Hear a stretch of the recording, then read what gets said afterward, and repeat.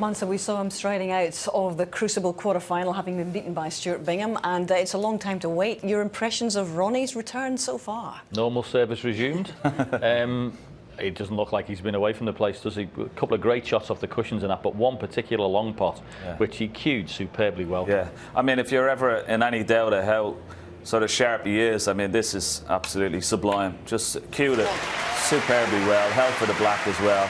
And a bit of pressure on that as well, but he looks in very, very good form. And maybe that week in the Championship League just sharpened him up nicely. There's a huge difference between Crondon Park Championship League in front of no one to 1,950 people here. And yet he looks the same serene Ronnie that we've known for many, many years. Yeah, absolutely. And the worrying thing for Mark Williams is you've been out there for 11 minutes, you've had 3 shots. And the first frame's gone. And he's just scored so quickly and so effective. And you're trying to get a foothold in a match that's this important, and you just can't get one.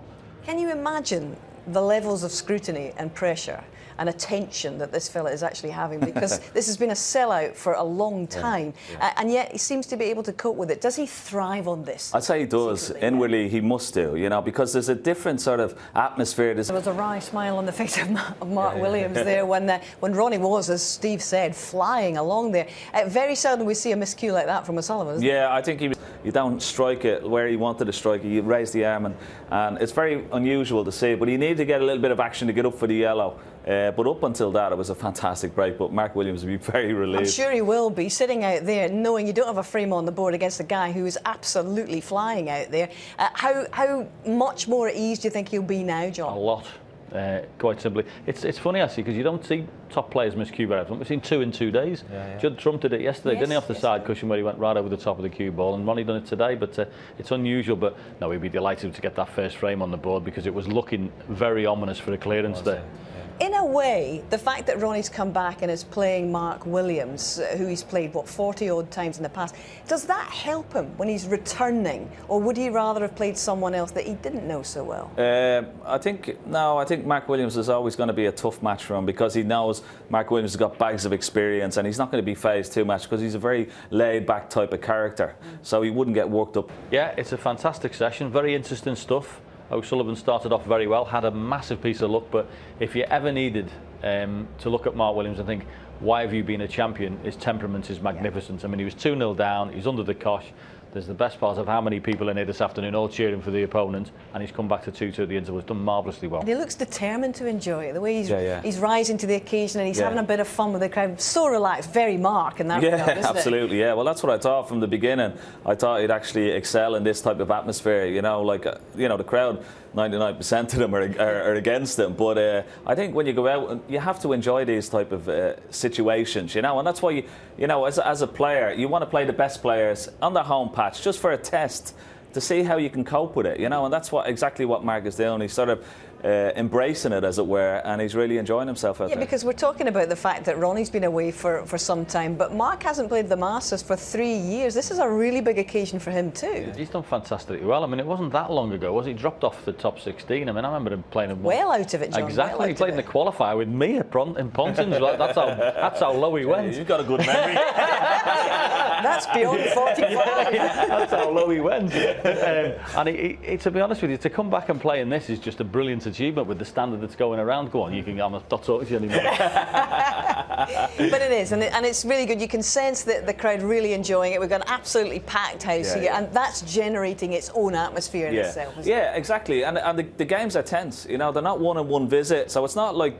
it's exactly high-quality stuff. But you can tell the guys are queuing superbly well, both of them. They're very relaxed and enjoying it, and I'm sure it's going to get even better after the interval. At the highest break so far, that's 64 from Mark Williams. It doesn't feel like that, though, does it? It's been very, very mesmerising, for want of a better adjective. The wonderful thing about our game, it doesn't have to be century to be interesting, and this is captivating, this match. It is indeed. All right, well, Mark Williams, as you know, has a very good record in this Masters. He's twice a winner, having beaten Stephen Hendry in that black ball final in the late 90s, and then again in the early 2000s, again against Stephen Hendry. But I wonder how he reflects overall about those experiences and indeed his career as a whole after 24 seasons. He's been talking to Steve Davis in The Big Interview.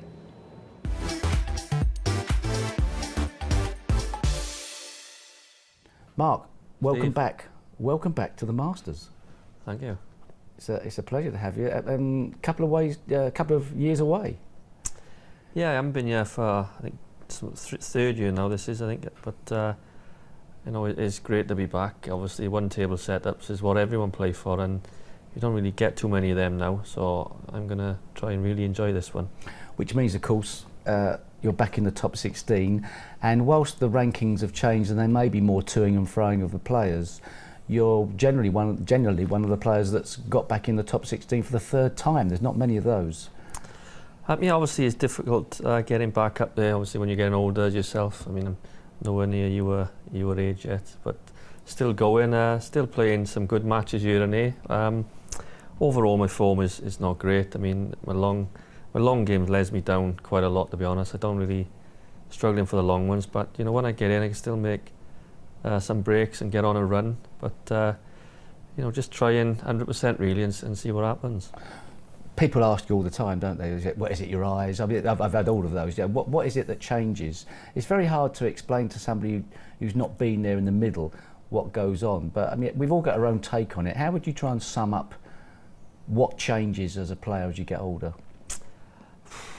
I don't really know, because you know, I've gone to have my eyes tested, because some of the shots I miss, I'm convinced me wrong with my eyes. So I've gone and had it tested with the doctors, and they're absolutely fine. So I don't really know. I mean, the long shots now, I can get down and, you know, miss it 3 or 4 times, get it the 5th time, and I haven't done nothing at all different from the ones I'm missing. I'd love to be able to put my finger on it, but I think that's just the way it is. And what about concentration? I've never really been one who've had very good concentration. I just get down and play, really. I mean, you know, if someone's on the table, I'll be looking round, and I'm not really worried about the concentration, really. But you used to be able to switch it off and on so well, didn't you? Yeah, a little bit, yeah, but that gets more difficult now. But you know, like I said before, I think you helped me out a bit when you had a go at me on the TV one day. And what, with the crossroads of your career? Yeah, crossroads, and I've accepted it. I mean, I'm content now, knowing that possibly I'm not going to win another tournament. I'm happy with that. I'm enjoying my snooker, and you know, I only lost in the final last year, 4-3, 3-0 up, so I nearly won one. But you know, I'm more than happy carrying on playing. But if you were at some type of crossroads, you obviously did something to turn it around to get back up into the top part of the game. So the work ethic, is it still there?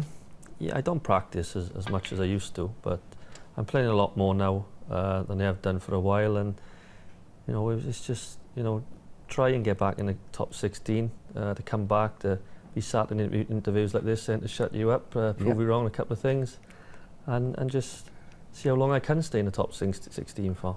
It's not so easy to enjoy it when you're losing. I know full well that you can't possibly enjoy it. Stephen Hendry stopped playing because he just hated it. But can you sort of still find the enjoyment from the challenge? Yeah, I can enjoy it even though I lose now. I mean, you know, if I lose matches now, obviously you're a bit sick, but if you come and talk to me or see me after I finish games now, there's no way you could tell if I won or lost without asking me the score. You just had an operation on your shoulder. Was that a worry for you? Which shoulder was it? That was my right one. It was. So it's not tattoo related then? No, it was affecting my badminton really. It was. You know, I was struggling to play badminton quite a bit, which I like playing, and that's why I had it done for really. If it was affecting my snooker, I wasn't worried about that. So, Mark Williams now, 40 years old. There are other players, John Higgins, Ronnie O'Sullivan, all coming. You're one of the few players in the top 16 at the age of 40. Your priorities have changed? More of a family man now? Yeah, they've changed. You know, a few years back now. You know, I was lucky enough to come through with John Higgins and Ronnie O'Sullivan, and obviously Steve Lee as well. You know, we're 40 years of age now, and the three of us are still in the top 16. John Higgins and Ronnie was always a bit far ahead of me.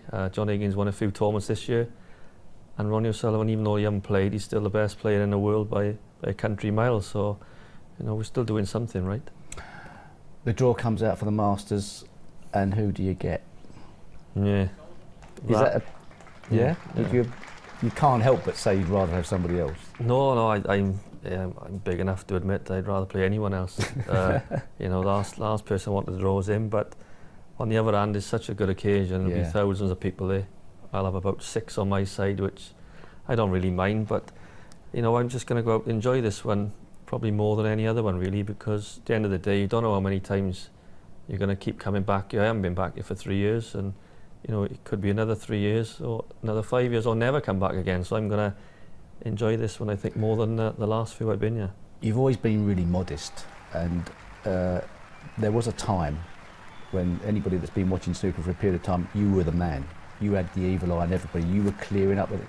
You at one stage, when walking out against Ronnie O'Sullivan, you wouldn't have cared who you were playing against. So he's probably continued his form a bit longer. But if you can get that frame of mind back, you can destroy him the same as you used to. Yeah, of course I can. I mean, you know, the last time we played in a big ranking tournament, believe it or not, I actually beat him 6-5. People forget that. They just keep on about the last 12 years I haven't beat him, but I did beat him the last time. And yeah, I mean, I know I'm more than capable of beating him, beating anyone. You know, we just got to turn up on the day and play well, because I know whatever happens, I know he's going to play well against me. I don't think he's played bad against me for 20 years, but I mean, it's just a great occasion, and I'm definitely going to enjoy it, and we'll see what happens. I'd rather play you in the first round. Guaranteed to win then. I'm playing quite well. It can't be. No. Possible. Well, good luck anyway. Hope you get slaughtered. He's a wily old boy, Mark. That's not how it's panning out so far. It's 2-all at the interval. There's a bit of a master class happening out in the arena, and there's a masters class happening out in the foyer as well, courtesy of Ken and John. Well, in the last couple of days, Kev, there's been a couple of rare birds out on the table, because we've seen a couple of players, Judd Trump and Ronnie O'Sullivan, actually miss cue, haven't they? Yeah, it's quite unusual. It is very unusual. We saw Judd yesterday. We can actually show you this. He was near the side cushion playing a shot with it, and very unusually for him, he came over the top of the ball like that and made a miscue. Okay, so what do you have to do to stop it? And it's ironic, actually, that both shots you need to do something slightly different, don't you? Yeah. When you're playing off the side cushion and you're close to it, you don't hold the cue in your normal address position at the back. What you need to do is go up the cue slightly, and then you need to raise it slightly so you can cue down slightly on the white just to get through it. You also need to have the pinch in your bridge hand where you just raise it a little bit, just so you can get down onto the white and get enough of it. So up the cue, give yourself a bit of control. On your line of your shot, just raise your bridge slightly, keep your eyes on the ball, and push through, something like that. Okay? Cushy parrot. Cushy parrot, never miscued ever in his life off the cushion.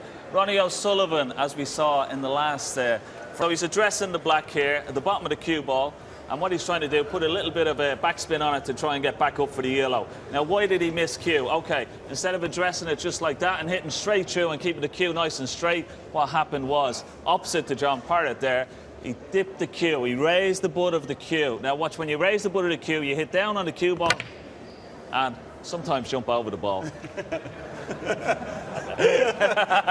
Just like that. He's that good a player, he can't play a bad shot. But we also saw another fascinating one yesterday, which I watch it time and time again, as we both do in the commentary box. You see people playing a shot where they'll screw into the pack, screw out, and the cue ball comes back and they're on nothing. Judd Trump, watch this shot. He played a beautiful shot yesterday, where he stunned into the pack, Ken, and he let the side work. So what really should you be doing with that one? Yeah, absolutely. And particularly, John, when the pack is like this, when it's, as we call it, a flat back, isn't it? Yeah, because what happens is if you use the backspin, it'll spin off these and come back this way. So the best way to play it, and I'm no Judd Trump, but what he did was he stunned into it off the reds and off the side cushion. So let's see. So if you're in your club, it's a good way to try and open the reds. Just stun it off the cushion. And it was a lot better than Judd Trump's, wasn't it? Well played. He's good. What a shot that was. Oh, he's not bad, is he? I tell you who's not bad on the snooker table as well as with a guitar or two. It's a certain Ronnie Wood who's just joined us now. Ronnie, how delightful to see you here. A big snooker fan, a big fan of Ronnie, and of course a big mate and fan of Jimmy White as well. Yeah. First of all, impressions of this session so far and the atmosphere that it's generated. Yeah, well, Ronnie's breaks look higher than they really are, don't they? Yeah, they do. So I just said to him, it looks like you had a 60 break, and he said, well, it's 230s, you know, but I said, well, you've gone storming into a 2-all lead at the moment.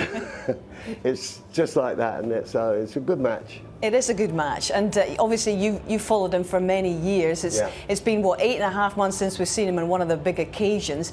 Nice to see him back, and why do you think he stayed away for so long this time? Well, because he can, I think.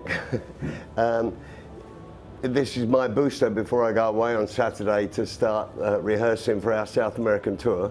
So this is my last treat before I go away, and I couldn't think of a better way of spending it, you know. Well, I bet you there's not a snooker table too far away, regardless of where you are, because when you were touring with the Stones, particularly in the early years, how important was snooker to you in terms of your downtime? Well, it's the only time that Keith and I could get any peace and quiet was to have a little match, you know, hit a few balls backstage. We used to take a snooker table everywhere. But nowadays we don't tour for that long, so, you know, we don't take it. But I have a lovely one at my home in Berkhamsted.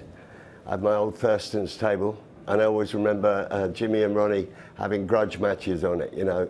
I got backache from putting the balls back, you know, I had the white gloves on.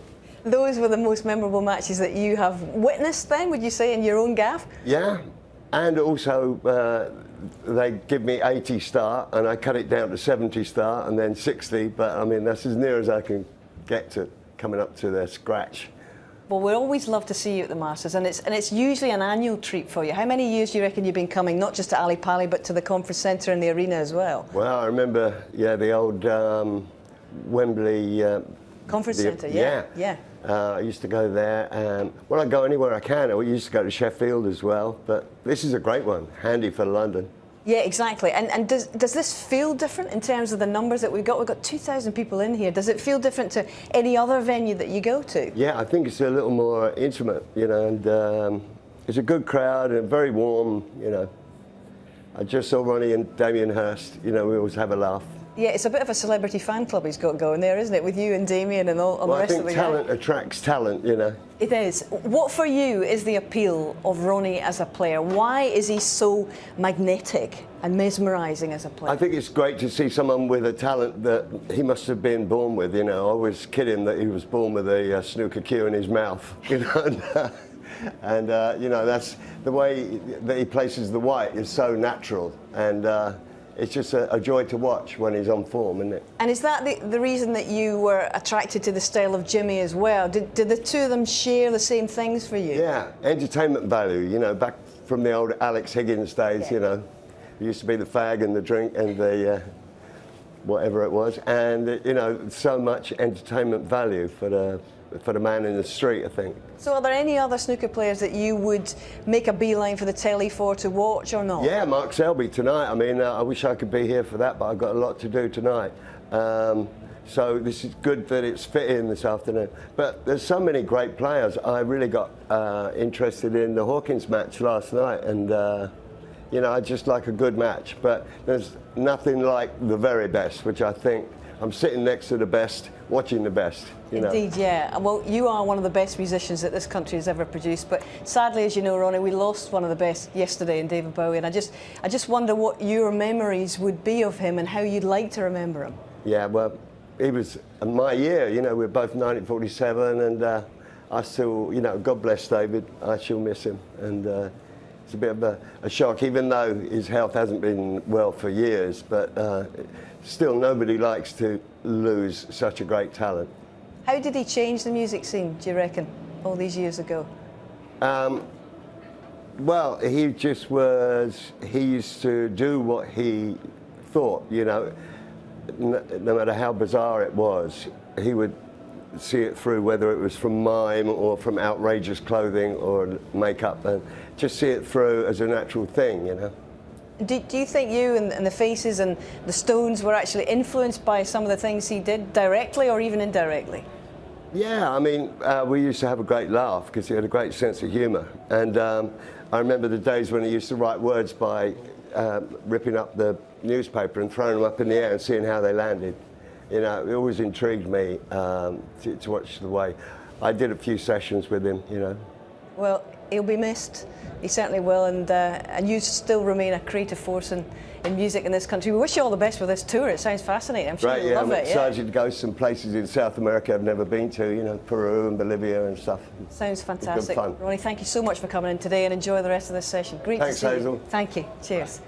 All right, a quick reflection on Mark Williams' season so far before they get back out there.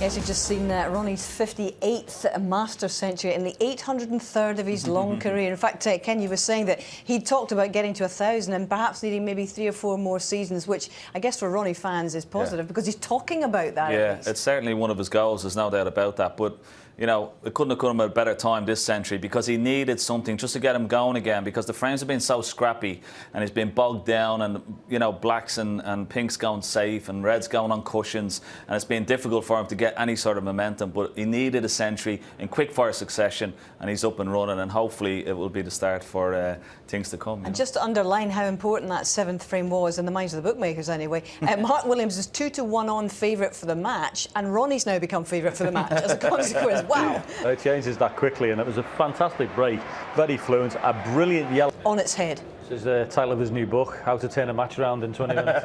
Absolutely fantastic. 2 centuries and a 60 break in the blink of an eye, and all of a sudden the match that you look like you're going to win, you are now 5-4 behind if you're Mark Williams.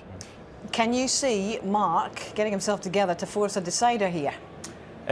Well, I think he's going to get a chance, you know, but you know, Marcus had a couple of chances. He had a half chance at a long red that he normally gets. You know, when he's hit it by, he's missed it by quite a bit just at the beginning of that frame, and Ronnie got in, got a good first red and made a wonderful break. But he has got chances, and as John said, when he got a bit ahead, it looked like he started to close up a little bit, didn't he? That he's not been used to that position for quite a while, particularly, you know, at the Masters. So I think he still get a chance, but whether he's going to take it now the way Ronnie has played, it's going to be difficult. He'd been closed out for so long. He'd lost 4 frames in a row. How is he able to suddenly produce as quickly and as dramatically as that, John? Talent. Just simply talent. He's just an absolute class act. He's been obviously, he's massively experienced. He's won 5 Masters, 5 Worlds, 5 UKs. He knows what to do. But it's just the ability to switch it on and go through the gearbox that a lot of other players just don't have. Yeah, it's a beauty to be able to do that. It's not easy to do it, just to be able to switch it, get into gear like that. And he's one of those few players that can do it. And when he's in full flow, there's nothing better to watch. Even for us watching it here as players, played against him, experienced it against him. When you're sitting in the chair, I bet Mark Williams is probably just, you know, just enjoying it, you know, watching it. It's just beauty at work. It's actually what makes you sometimes. Congratulations, Ronnie O'Sullivan. What a match on his return to the big time. We hadn't seen him in one of the sport's big 3 since losing in the quarter-final at the Crucible last April. My goodness, gentlemen, how would you sum up that afternoon, Ken, first of all? Absolutely brilliant, yeah. And what a way to finish as well. I mean, we were all hoping it'd go to the last frame, but what a last frame, and what a clearance as well. I mean, Mark was in such a precarious position there, took the, you know, a dangerous plan, that has to be said, particularly when he had a little bit of a lead, but he thought it was on. If it went in, he would have won the match. He missed it, and Ronnie O'Sullivan went on. But what a fantastic clearance under pressure. Great composure from Ronnie to do that. Absolutely brilliant, and there he is himself. Here he is. Congratulations. Welcome back. Wow. Now, what, 8 months out of the heat of competition in the big events, and you come back to a final frame decider. Are you happy to be back and through that one? Relieved? Enjoy it? Yeah, it was all right, you know. A bit poor, wasn't it, you know? Oh, I'm not both sure didn't play good, but it was all right. It wasn't poor from our perspective, Ron, because it was a thoroughly entertaining afternoon. Just tell us through the process of that match. You were 2-0 in front, and then suddenly Mark hits you with 4 in a row, and your back's against the wall for a bit there. Yeah, I mean, I fluked to green to go 2-0, so, you know, he could have won that one, but, you know, I don't know, I think when I was 4-2 down, I thought I had nothing to lose, so I started to loosen up a little bit, and a few started to go in, and obviously the pressure was back on Mark again, so, but we both missed a lot of balls out there today, so a bit lucky to get through, really. Well, he forced the final frame decider. It was all very twitchy in the end. When you're sitting in there and you know that the pressure's on, did you enjoy being in that atmosphere again? I didn't really feel nervous, to be honest with you. You know, this is a bit of a nightmare of a tournament because it's so, like, because I live around the corner, you know, everyone's sort of like here, and it's just, you know, I played in Condon last week. There was no hassle. You just turned up, got your queue out. Nobody wanted a ticket for that. No one wants a ticket. You just sit there and chill out, and you come in. It's just like mayhem. You know what I mean? At the end of the day, it's just a game of snooker, and it's just a circus, isn't it? Really, it's a bit like Sheffield, really. Must be good though to get through a match like that, blow the cobwebs away. You haven't been out there for a while. I mean, you've got to be looking forward to the rest of it. To be honest with you, you know, I'd done my back in a couple of months ago, and up until then I was playing all right because I was playing in practice quite a bit, doing a few exhibitions, and my form was great, you know, and I still felt like, you know, I was queuing as well as I ever done.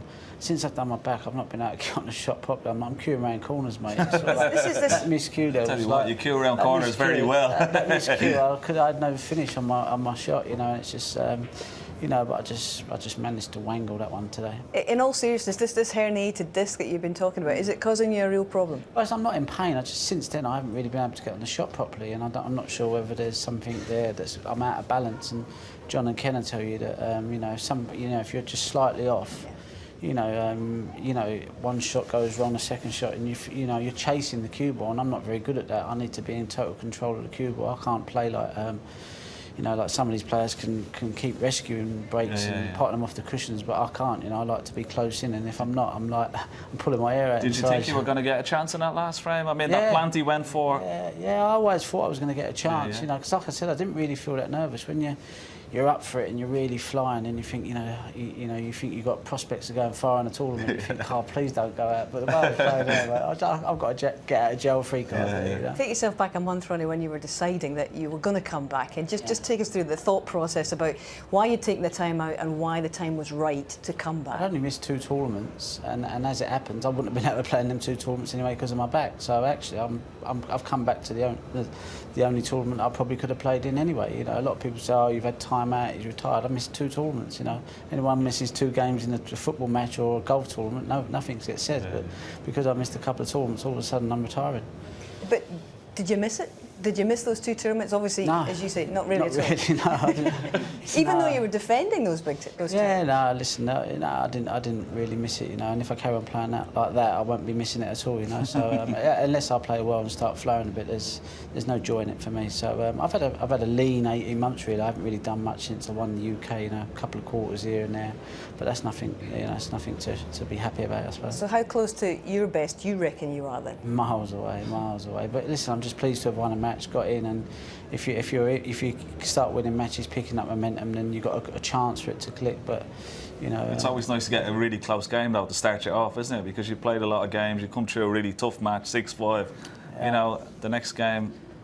Yeah, I mean, listen, I always think nowadays, unless you're playing really well, you ain't going to win tournaments. Unless you're Selby, I mean, he can win playing bad because he can make it really hard for you and can grind it out. But I'm not that type of player, you know. I'm not going to make it hard for someone. If I'm scoring and I've got my potting boots on, then, you know, I'm going to have a chance. But if I ain't, then, you know, I'll just get picked off, you know. I should have lost that match today, really. I mean, if Mark would have had a bit more clinicalness about him, he would have probably got through, and he'd probably be really disappointed to have lost that match. But I got lucky. You're back, and lucky or not, it was a fantastic performance. Well done. You came through a final frame decider. It's lovely to see you back, Ronnie. Cheers. Thanks very much for popping up. Awesome. And I'm sure that Mark Selby and Ricky Walden were very interested to watch Ronnie's progress today, because either of them will be playing this man in the quarter-final. Let's talk about Mark Selby. These two have had some real tussles over the years, and let's get a little idea of Mark's form today. I played him a few years ago, I think, when it was at Wembley. I think Ricky won the wildcard match, and then we played each other. It was probably, I think I beat him that year, but we have played quite a lot in other tournaments as well, and great friends off the table. More or less grew up together through the junior ranks.